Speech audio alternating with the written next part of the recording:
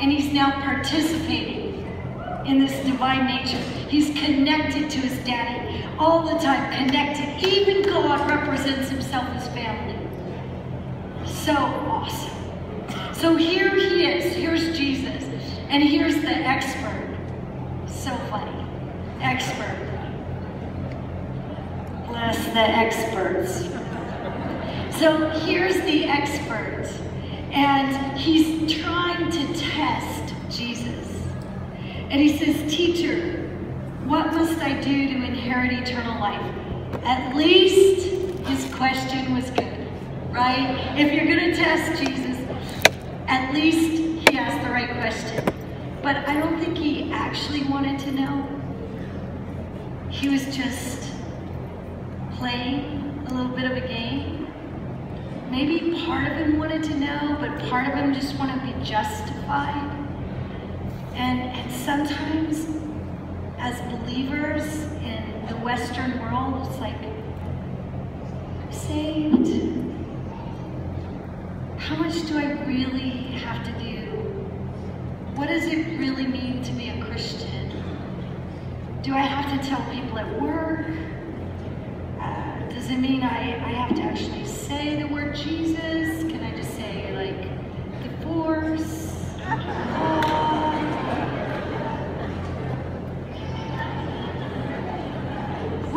We're like trying to figure out what is it, you know, what is it that makes us believers? What is it that allows us to enter into this intimate relationship and be connected with God? And so he's saying, how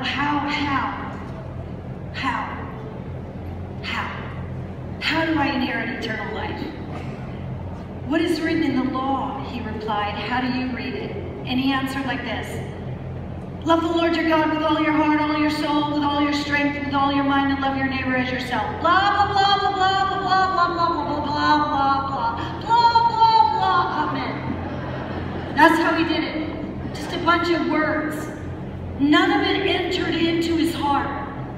Christianity can't be words. Words are cheap. Cheap, cheap, cheap. Words don't cost you anything. Words are cheap. It has to be heart. Heart. I got in really big trouble. Are you giving me that? Is it ringing? You gave up on. Okay. You want to just turn it off? It turns it off itself. What are you going to do? All right. There you go. It's ringing. It's ringing. Here we go. This is challenging. There you go.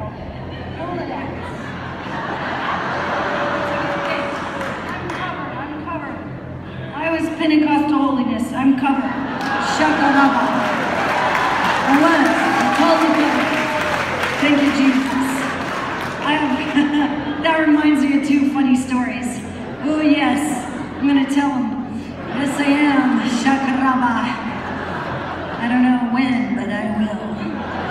Just give me some time. I will tell you one because it's too funny, and it had to do with that because that was embarrassing. Randy Clark, who is just one of my heroes, he laid hands on me 19 years ago, and it's gonna happen tonight, you know? We're gonna get God's gonna rock and crash and blast in on us. Look, Randy's not here, but we are. There's like 100 of us. We're gonna lay hands all over everybody. Shakarama. Not all over you, just over the appropriate places. But anyway, he laid hands on me, and God sent us out, you know, to Mozambique, and we were about to give up, and we went, and now we've seen over 10,000 churches planted, and just cool stuff. So I believe in impartation. But anyway, one time he was just talking, and he wasn't making a lot of sense, and he knew it, and everybody else knew it too. And I was praying for this Brazilian who was getting gold teeth, and that's kind of really weird, you know, but it was cool. And so I was praying for her, she was like, if you put my hand on her, she screamed, and then I took it off and she stopped, and so I didn't know what to do, and I was like, and then And then suddenly Randy said, apostolic anointing. And I thought, oh no. Usually when I hear that word, I think, we have to curtsy and they're going to be arrogant and it makes me crazy. But he said that word and bam, God knocks me up on top of my head. And I was on top of my head, and that was pretty insane, don't you think? I can't stand on my head, but God just took me and knocked me up on the side of my head, and my feet were up in the air, and all I could think of was, thank you, Jesus, for trousers. Because the church told me I couldn't wear trousers, I had to wear a skirt when I got saved at 16. I got saved, they said, if you wore trousers, you go straight to hell. So I was just thankful to Jesus for trousers. And I was thankful tonight as they pulled the mic out like that. I was like, thank you, Jesus. But anyway, when he said that, the Lord said, apostolic's upside down. It's the lowest place. It's the lowest place. And then another crazy story that has to do with all of this, because you're all called. Apostolic means sent out. That's you. Sent out, sent out, sent out. It's the lowest place. The head and the heart. I was in this meeting and I got very snockered. That's the word I use. I don't like the word drunk because it has to do with being drunk on something else and I can't stand that. So I use the word snockered. I was snockered in God. I was so snockered in God that I started to say stuff and I accidentally dropped one of those microphones into the loo, into the toilet. That was embarrassing. But they didn't give me them anymore. After tonight, they won't give me another one either. But they tried. That was probably the third time in a lot of years. But anyway, I dropped that thing into the loo and that was embarrassing. And then I went back and I just was so snockered in God that I said, too big, too small, too big, too small, too big, too small. But I did it for about 20 minutes. Because Holy Spirit was on me. Like he's on me right now. And then I went to the front row. And I didn't know the guy in the front row was an apostle. He was an apostle, I mean a real apostle, you know what I mean? He probably had an apostle on his card somewhere. He was very famous. He's still famous. He's been famous for years. And he's really awesome. And he's a dear, dear close friend now. But I didn't know who he was. And he was really ticked off at me. Because he said to his wife, I'm leaving. That woman's nuts. She's saying too big, too small. And I don't have time for that. And I don't have time for that at all. And so I'm leaving. The only problem was when he tried to get up, he couldn't get up. He was stuck to his seat. God stuck the man to his seat. And he's trying to push himself up like this. And then I was so snockered, I went down to him. And I went, too big, too small, too big, too small, too big, too small. And the guy, bam, God unstuck him, and then he stuck him to the floor. And the Lord said, do you get it? Do you get it? He got it. He got it. Too big, too small. That man that was testing Jesus had a great mind, but his heart was too small. Because his mind was all, I can quote this. I know the answer, Jesus. You give me a test, I'm testing you. Watch out. You test me, I'm testing you. Blah, blah, blah, blah, blah, blah, blah. Love God, love God, love God, love your neighbor. Love him with all your heart, mind, soul, and spirit. Blah, blah, blah, blah, blah. His heart wasn't connected to his head. A lot of believers know what Christianity should be, but their heart and their head are disconnected. I had a vision. I was in Harrisburg. I had a vision. It freaked me out. I saw chickens running around and they were all headless. That is not a nice vision. I'm born at Hoag Hospital in Newport Beach, raised in Laguna Beach. So I never had seen a live chicken. I just hadn't seen one. Until I went to Mozambique, and then I was supposed to cook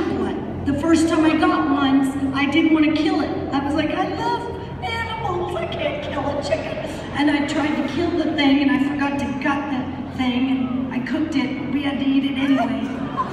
But I don't like the images of dead chickens or, chickens without heads running around. But the fact is, all of you from Southern Cal that buy them in the package, they actually, if you cut their heads off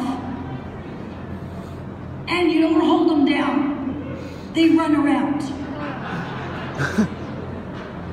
without a head. Now, God showed me a vision of the church, and I saw a lot of the church like chicken running around without a head. Jesus is our head. And unless we're connected to Jesus, we're headless chickens. And I saw the church running around like that, and the Lord said, tell them they need to be connected to the head, and they're called to be eagles, not chickens. Eagles, not chickens. They need to soar. They're called to soar. And I saw the Lord just calling us to soar, and He said we need to be connected, and we need to have eyes that see what He sees. So this man was like a headless chicken. This man's heart wasn't connected, and he didn't know he was dead. He didn't know he was dead, but he was. But he answered with the right words. So I want to look at those words for a minute here. Love the Lord your God. Intimacy. See, if you're intimate with Jesus, you're intimate with Daddy, you're in love with the Holy Spirit, and you're loving Him with all your heart, with all that is within you.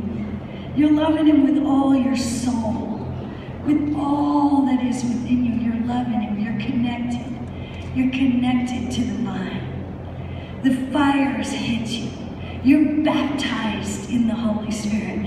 You've allowed Him to just burn away everything that doesn't bring Him pleasure. And you're in love. You're just in love. You're so in love that you have joy just oozing out of you. Not a fake joy, not a phony joy. Oh, it's a real joy. It's the kind of joy that allows you tromp through the bush for 2 days and count it all joy. You'll sleep in a 10-star, you'll sleep in a bush. You'll sleep anywhere. You'll go anywhere, you'll do anything. You'll say anything to anyone because you're in love. You can't stop people who are in love. Love Him with your heart, with your soul, with your strength. That means your sweat, your strength. I'm a soaker. I love to soak. I love to worship and soak and just be in the glory. Yeah, I love it. Oh. But I also love to love God with my strength, to go for the gospel. Just to whatever it is, to get on a boat for 3 days, 10-foot swells, to get to a little island. To love God with your strength. To love God in a war zone, to love God in the face of hatred, to love God when they cut our pastor's tongue off and lips off and hands off and feet off, and when they torture our friends, to love God and to love Him and to love our neighbors when they face us with great cruelty. I want to love God in a way that looks like something. And He's saying to love Him also with your mind. Whatever mind He gave you, everybody is created in the image of God. That means everybody is brilliance. And everybody has brilliance that is powerful, and it comes from God. And you could be arguing with me right now with your head, but if your heart connects with your Abba, you'll know that you're brilliant. That God made you brilliant. That God made you beyond brilliance. That He put something in you that nobody else has. That the way that you move and live and have your being is powerful. And only you can carry I love that it says your. It's not just love God with somebody else's theory, with somebody else's life, with somebody else's stuff, but love God with all of your heart, your strength, your mind. I know children who have Down syndrome, who are some of the most powerful evangelists on this planet. I watch them. We have them in our mission. We have them in our mission. They pray for everybody. They lay their hands and they pray in the Spirit. They're full. They have brilliant minds. Their minds work differently than somebody else's, but they're brilliant and they're beautiful and they're powerful and they're loving God with their mind. Love God with all of your strength, all of your mind, all of your soul, everything within you, loving Him. And then love Him like that forever and ever and ever and ever and ever and ever, because He first loved you. You can't love God unless you know He loves you. You have to know you're loved. Even if you're mean, He loves you. Even if you've been cruel, He loves you. Even if you spit on people, He loves you. He loves you. He loves you. He loves you. You can't push God away. You can't push God away. And then what does it look like to love Him like that? And then to love your neighbor. To really love your neighbor. To love your neighbor in a way that looks like something. I want to love my neighbor in a way they can feel it. In a way they can see it. Not just with words. I'm going to say it again. Words are so cheap. You know, preach the gospel and use words as necessary. Use words if necessary. They have to see what love looks like. Love your neighbor as yourself. That's the part I didn't get. Like, yourself? Isn't that selfish? But you have to love who God made you to be. You can't try to just copy somebody else. Just be you, fully filled with Him. You, fully filled with Him. Copies are worthless. Originals are valuable. And you are not a copy. You're not a clone. If God wanted clones, He would have made clones, but He made you. And you don't look like the guy next to you or the girl next to you. You look like you. And you're beautiful. And you're brilliant. And you're loved by your Abba Daddy. And the way that you can share is like nobody else on the planet. Nobody else on the planet can share Jesus like you can. Because Jesus in you is going to shine in a way that makes a difference in this world. And we're all called to be shining stars in the universe as we hold out salvation. I do understand this word that I heard, but I do want to disagree with it, so here it goes. Nameless, faceless generation. Yes! You hear it? I want to say, I am a mama. I am a mama. And I gave birth to 2, and then adopted 15, and then some more. And so I'm a mama, right? So a mama that's a mama knows every name of their child and every face. And they cherish their face and they cherish their name. I had a boy that I picked up on the street named Ignacio. And Ignacio I found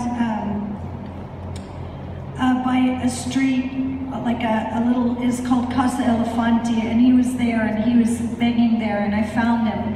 And Ignacio didn't have a face because it was blown off by a landmine.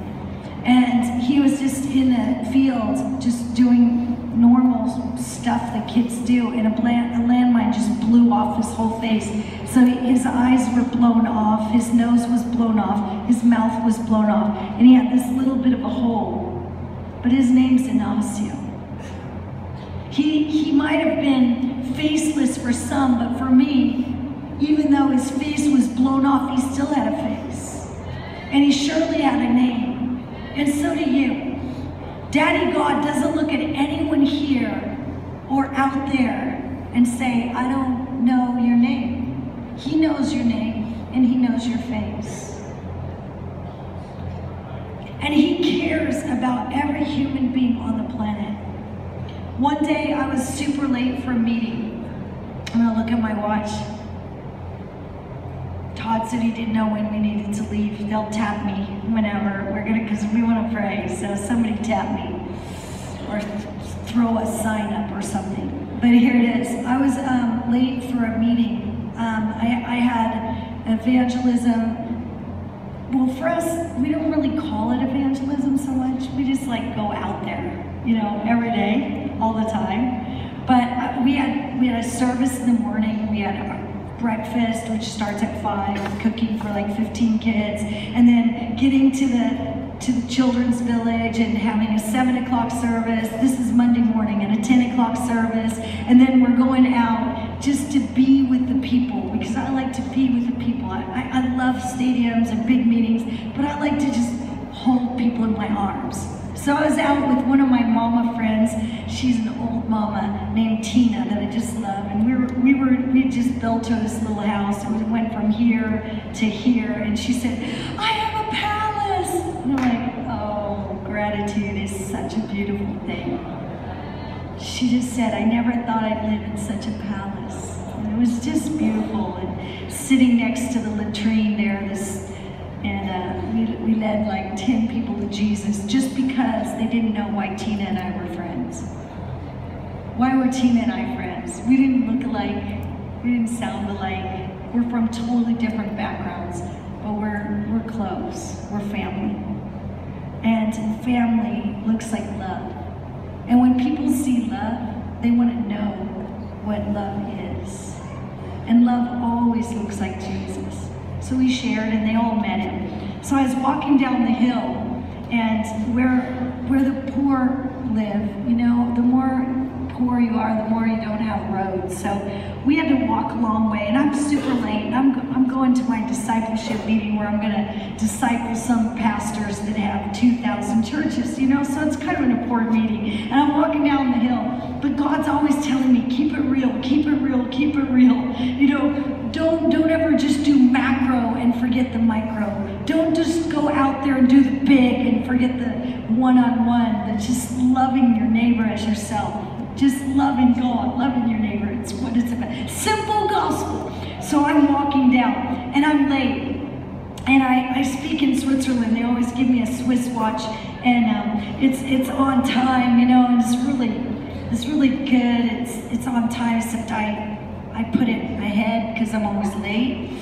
So I looked at it for a moment. The reason I looked at my watch is because I saw this little mama, and she was sitting against a mud hut, which is normal. The thing that wasn't normal was that she was out there in the sun.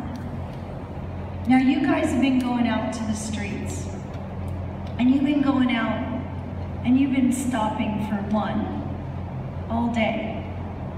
That's not just a conference thing, that's a lifestyle. That's an everyday lifestyle. People are so lonely and so broken. And my world is a lot easier than yours. My world in Mozambique is so much easier because everybody knows they're hungry. They need food. Nobody says no. They just say yes. And so your world's different because you have to have eyes, spiritual eyes to see. So I'm walking down the hill, and I see this mama, and she's sitting against this hut, and she's just kind of rocking. But she's rocking out there in the sun, and it's just upsetting me. And I'm like, God, what? And I looked at my Swiss watch, and I felt so embarrassed by myself. like, what am I doing? Because I heard God say, stop. And I argued with God for a minute, and I said, but I have a discipleship meeting. How ridiculous is that? Like, I tell God, the God of the universe, who tells me to stop for a mama with white eyes sitting in the sun, and I tell God I have a discipleship meeting. Like, my meeting's more important than hearing my God? Who am I? What happened to me? I mean, I merciful Jesus, I caught myself and I stuck my hand behind my back. And I moved my watch away from my eyes. And I bent down and I looked at this little mama, and she couldn't look me back in the eyes. And I just took hold of her hands. I just held on to her hands, and I just looked at her, and she couldn't see me because she had white eyes. And I'm just holding her. I said, China Nantipani? China Nantipani? Yeah, what's your name? And what's your name? Yeah, David. It's a good name. She said to me, I don't have a name. I said, who? See, you guys, nobody wants to be nameless. And nobody wants to be faceless. And in Southern California, people feel nameless and faceless. All over America, they feel nameless and faceless. People don't feel seen or heard or loved or known. They want to be seen. They want to be known. People they want human touch. They want connection. God is a God of connection. God is not a far-off God. He's a God who connects. And I said, who on earth doesn't have a name? So I asked the lady down about where you are. And I said, what's her name? They said, she's blind. She doesn't have a name. I said, well, can I give you a name? I just held her, and I held her close. I said, can I give you a name? She's laughing, and she's got like 3 teeth. Her this little teeth dangling. And I said, Utalia. It means you exist with joy. So I gave her this name. You exist with joy. I think that God's calling you to stop for the one and to see them, even if they can't see you, to connect with them, because you know the connection of a living God, because you know who He is, because He literally saved you and He loves you, because you know your daddy. And if you know your daddy, like I know my daddy, you don't want anyone to be an orphan.